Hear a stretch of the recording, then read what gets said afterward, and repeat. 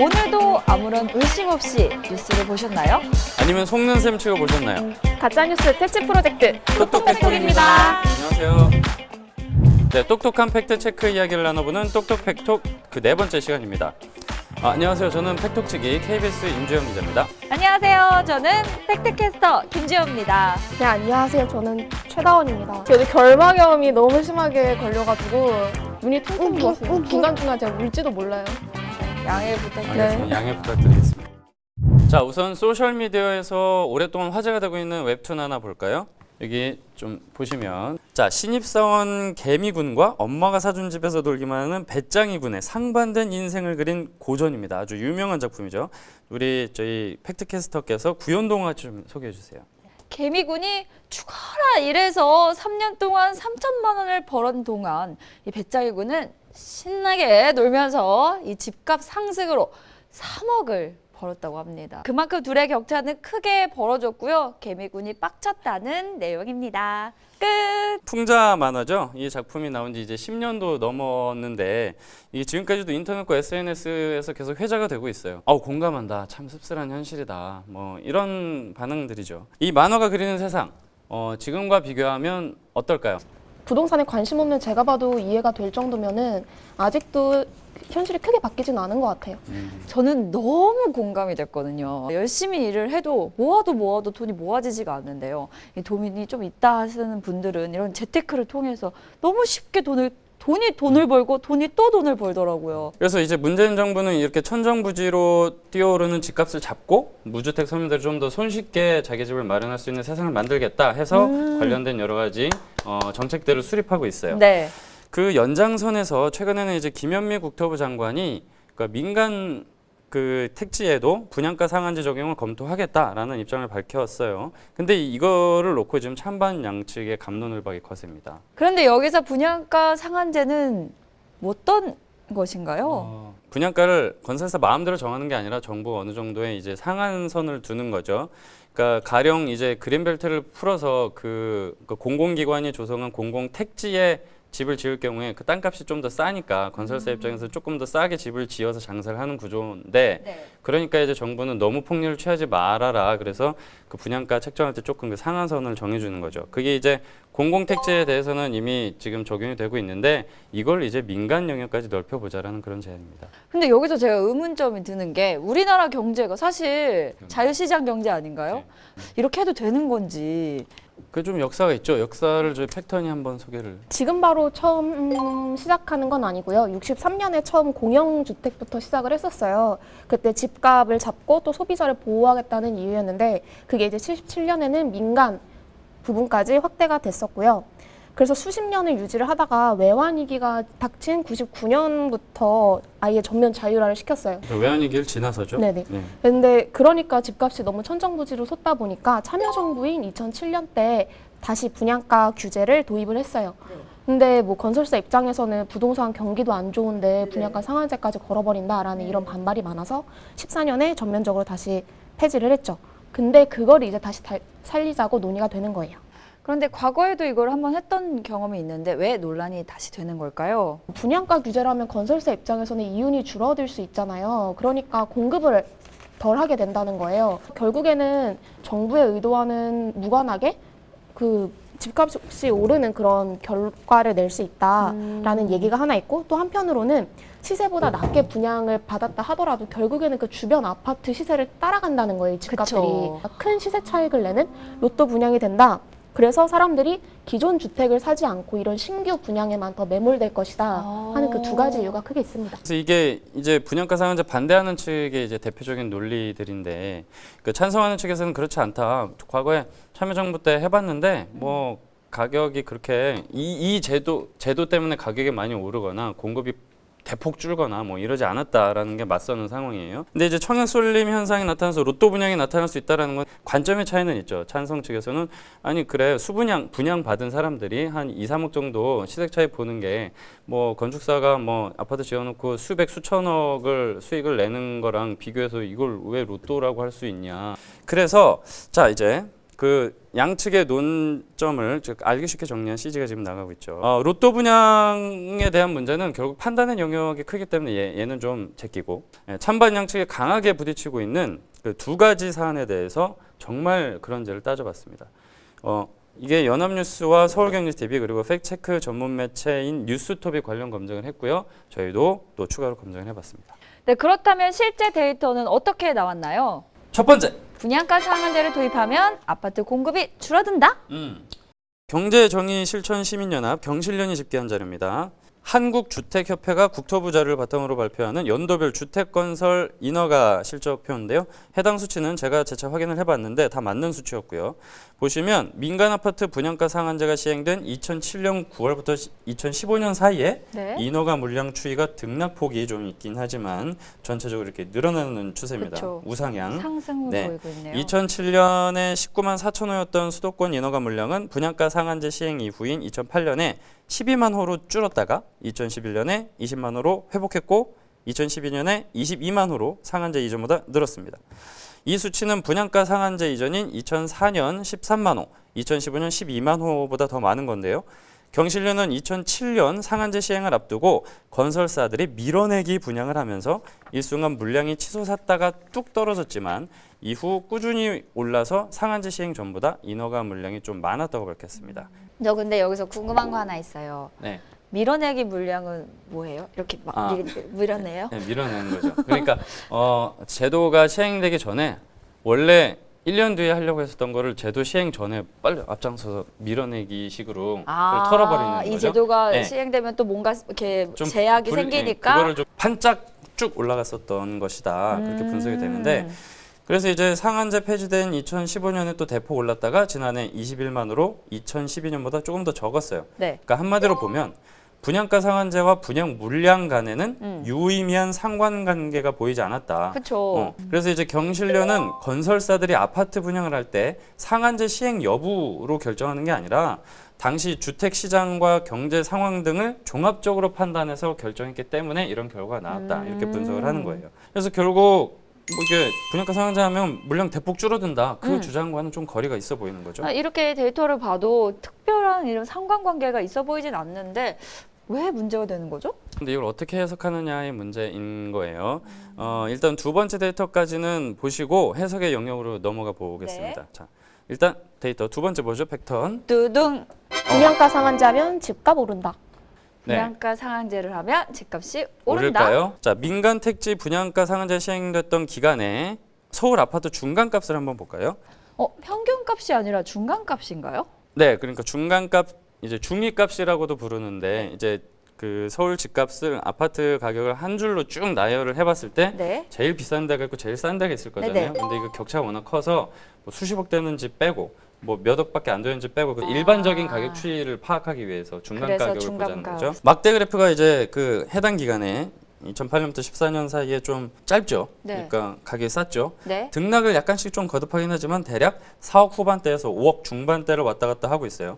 그러다가 이제 상한제가 폐지된 2015년부터는 가파르게 상승을 해서 지난해 8억 중반대까지 치솟았습니다. 서울 기준이고요. 네. 이 자료는 KB부동산과 한국감정원의 데이터를 기반으로 한 겁니다. 근데 사실 제가 이렇게 봤을 때는요, 오히려 이 분양가 상한제를 했을 때 뭔가 안정적으로 된 것 같아요. 그런데 왜 논란이 되는 걸까요?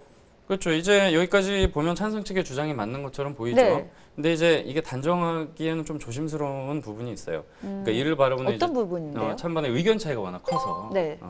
그래서 이제 저희가 일단 가장 강력하게 반대하는 입장이신 좀 학자들을 좀 섭외를 했는데 이제 두성규 한국건설산업연구원 선임연구위원 그리고 심교원 건국대 부동산학과 교수 네.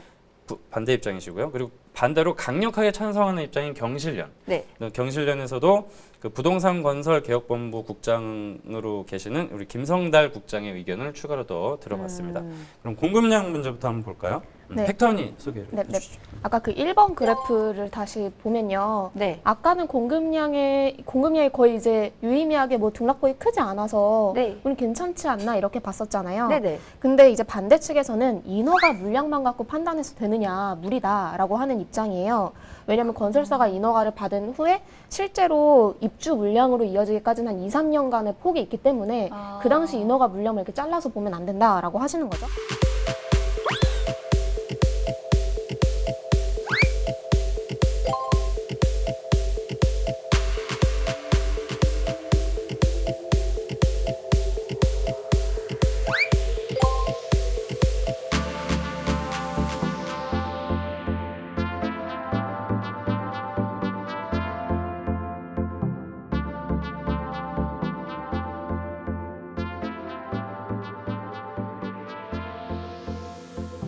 근데 사실 거기서도 마찬가지로 큰 특징은 보이진 않았잖아요. 네. 네, 관련해서 그럼 앞으로의 공급 물량이 어떻게 될 것이냐의 문제를 네. 보면 이제 찬성 측은 앞서 설명드린 데이터를 근거로 해서 일시적으로 이제 물량 축소가 있을 수는 있다. 근데 그때를 지나가면 다시 좀 뭐 크게 문제는 없을 정도로 올라올 것이다라고 보는 거예요. 다시 이제 원래대로 회복할 수 있다. 특히 이제 그 근거가 되는 게 수도권에 30만 호 이상의 공공택지를 2020년까지 개발하기로 했거든요. 그러니까 최근에 이제 3기 신도시로 대표되는 네. 그런 개발 계획.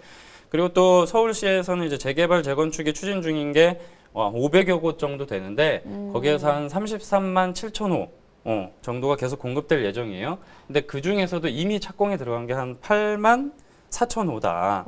이게 물량 부족을 상당 부분 해결해 줄 것이다라고 보는 거죠. 네. 근데 이제 또 반대 측에서는 네네. 3기 신도시는 어차피 서울 대체성이 없다고 보는 거고요. 왜요?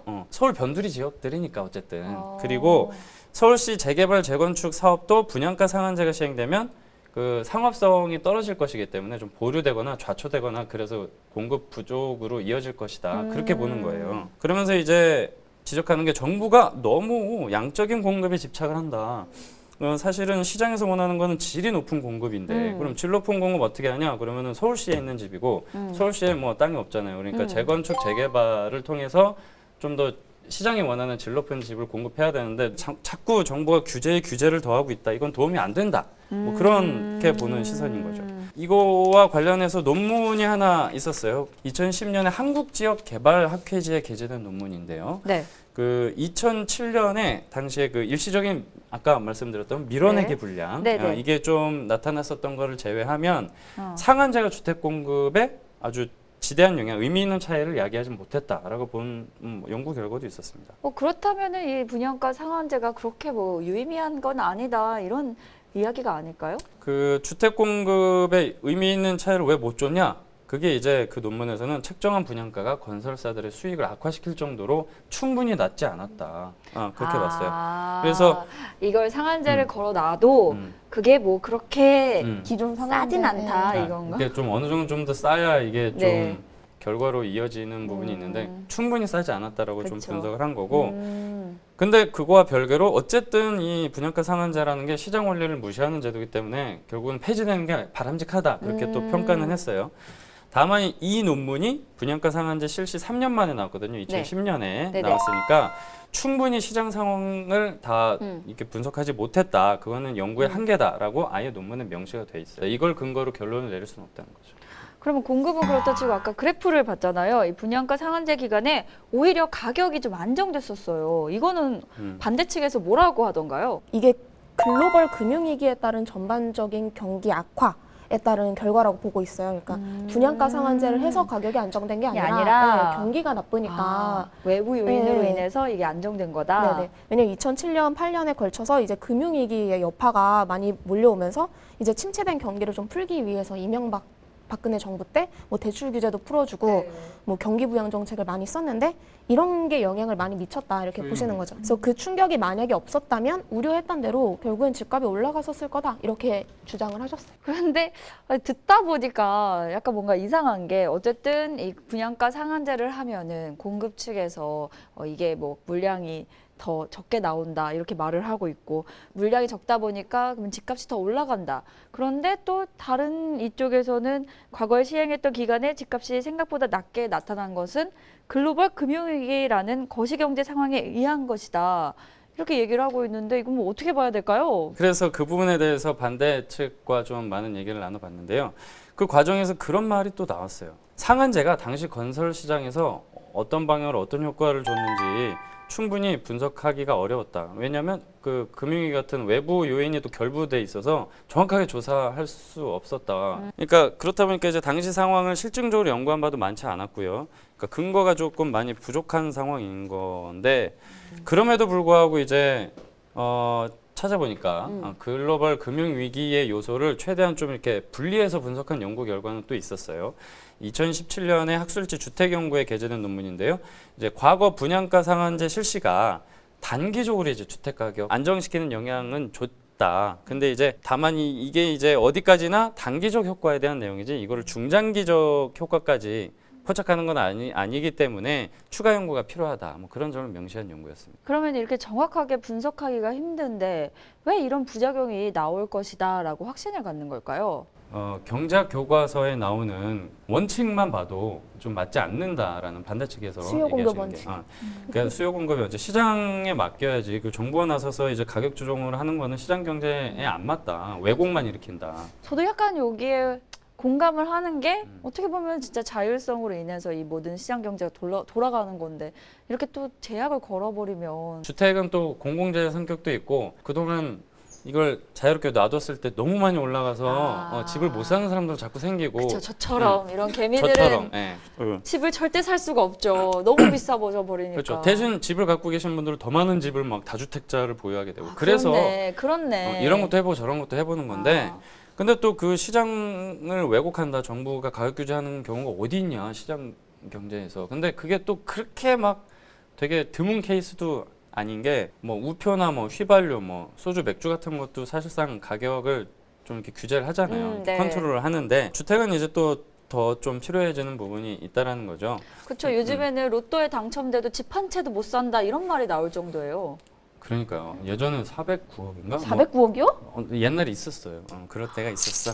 어쨌든 난 로또에 당첨이 안 되기 때문에 난 상관없는 얘기예요. 네.